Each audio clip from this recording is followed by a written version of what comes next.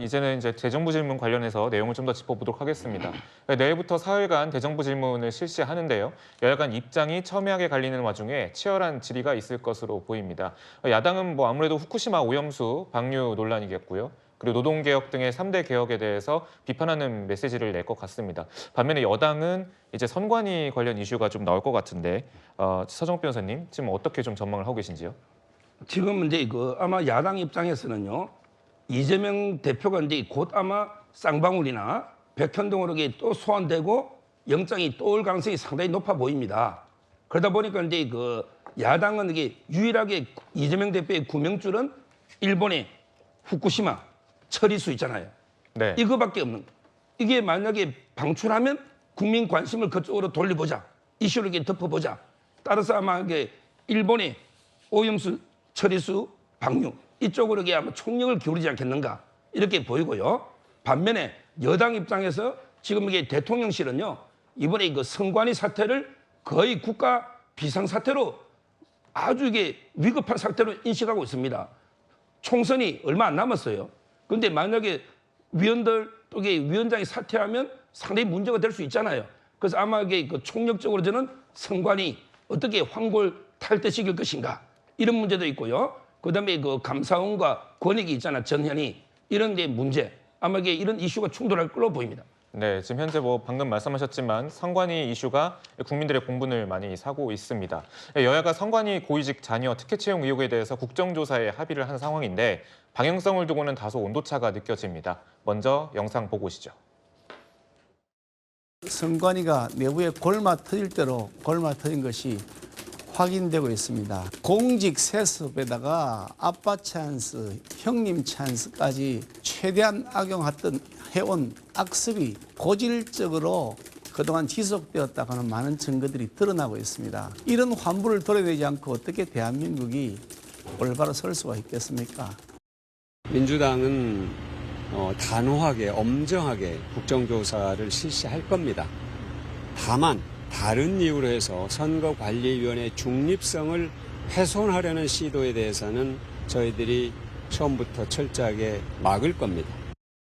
네, 뭐 시청자 여러분들도 아시겠지만 이 선관위와 감사원이 감사 범위를 두고서 좀 이견을 보이고 있습니다. 이 감사원은 선관위의 그런 전체적인 부분을 감사를 하고 싶어 하고, 반면 선관위는 이 자녀 특혜 채용에 대해서 감사를 원포인트로만 감사를 받겠다라고 해서 현재 대립되는 그런 상황인데, 지금 현재 여야도 이렇게 엇갈려 있거든요. 여당은 이제 선관위의 그런 말은 말이 안 된다. 감사원 여러 가지 전범위를 통해서 감사를 해야 된다 이런 입장인데 좀 어떻게 보시는지요? 지금 아까 말씀하신 것과는 서정욱 변호사 말씀하신 것과는 달리 사실은 야당도 지금 국정조사에 합의를 한 거거든요. 지금 선관위의 특혜 채용이죠. 특혜 채용 의혹에 대해서 분노하거나 이 공분을 하지 않는 국민들이 없습니다.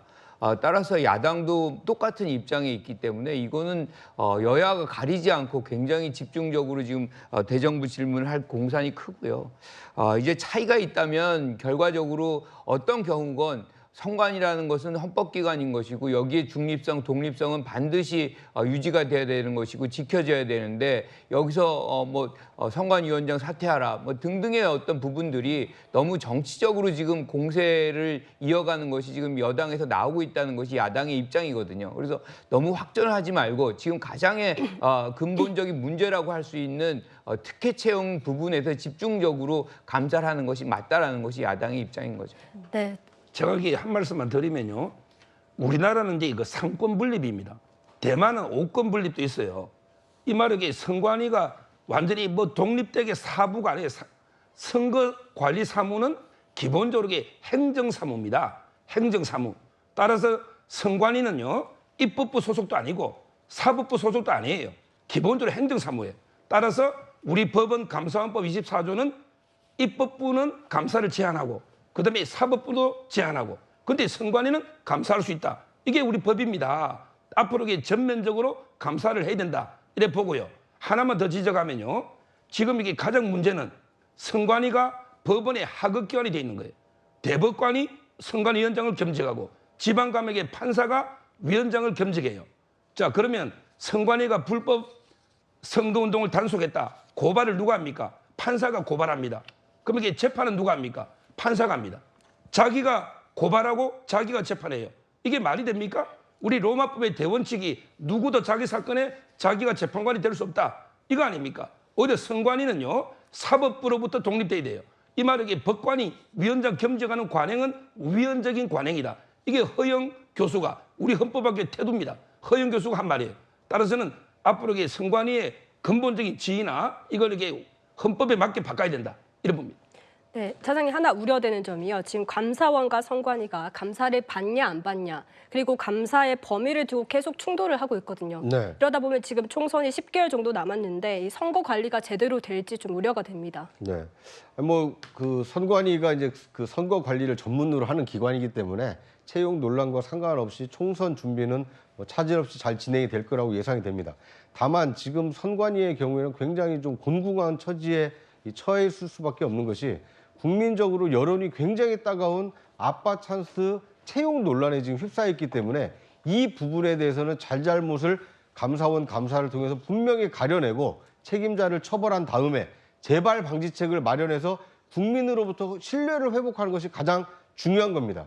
그런데 지금 감사원 감사의 감사 범위를 놓고 이 헌법재판소에 다시 권한쟁의 심판 청구를 하겠다라고 하면서 사실상 전면 감사를 좀 거부하고 있는 모양새를 취하고 있기 때문에 이 논란이 앞으로 어떻게 정리가 될지 좀 귀추가 주목되는 상황입니다. 그 특혜 채용 부분에 대해서는 반드시 규명이 돼야 되겠죠. 그런데 이제 모든 선관위원장을 판사나 대법원 판사를 임명하는 데는 이유가 있어요. 입법부에서 영향력을 행사하면 그것도 정치적인 어떤 영향을 받거든요. 행정부는 더더군다나 받게 되는 겁니다. 그래서 행정사무라고 볼 수가 없어요, 이건요. 모든 부분에서 이 국민의 어떤 투표권이 행사되는, 권리가 행사되는 이 장면은 정치적으로 가장 중립적으로 관리가 돼야 되기 때문에 그나마 정치적 중립성이 어느 정도 돋보이는 이제 사법부에 맡긴 거나 마찬가지거든요. 이 논란은 사실 뭐 어떻게 보면 뭐 국민적으로 다시 논의할 수 있는 거지만 그 대안이 없기 때문에 지금 이제 사법부의 어떤 인물들이 여기에서 위원장 자리를 하고 있다는 것, 가장 높은 중요한 그런 가치는 정치적 중립성이라는 부분을 말씀드립니다.